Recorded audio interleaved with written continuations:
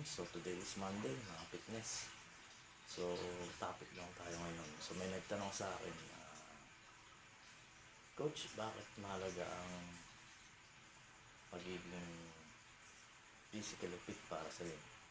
So para sa akin, bakit mahalaga ang pagiging physically fit is, kaya ako naging coach is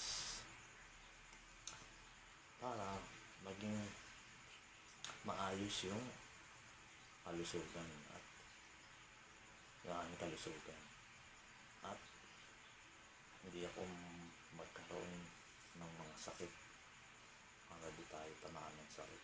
Kaya mahalaga yung pagiging physically fit sa sarili at hindi magkaroon ng mga iba't ibang sakit na sa as fitness coach naman. Para sa akin is mahalaga dahil kailangan pagdating sa client or customer, kailangan physically fit ka at syempre maganda yung iyong pangatawan.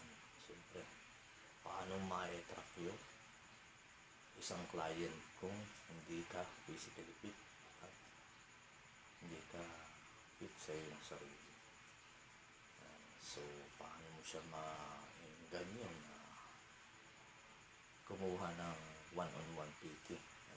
So, ayun, para sa akin, mahalaga ang pagiging physically fit. At siyempre, hindi lang yun, mahalaga ang pagiging physically fit para sa akin. At may mga ibang achievement ka na pwede akong gawin. So, kailangan magandang alakin yung pangatawan. So, as fitness coach ka nga, tingnan mo. Pag fitness coach ka, kailangan hindi lang yung maganda yung katawan at healthy ka. So, pagdating sa client, so, titignan yung ayos yun. So, kailangan ma-encourage mo siya na mga coach. So, mahalaga talaga ang pagiging physical fit sa mga fitness. Tsaka, syempre, huwag natin papabayaan natin sarili o katawan natin.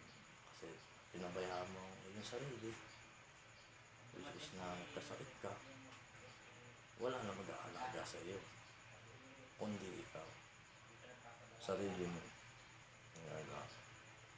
So, kaya lagi ko sinasabi sa akin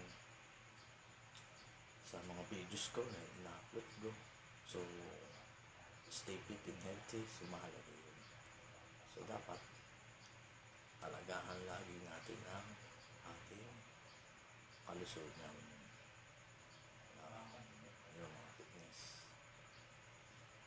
Huwag natin papabayaan ang ating sarili, lalo na pagdating na pag may trabaho tayo. So, siyempre, unahin din natin yung health natin o yung sarili natin.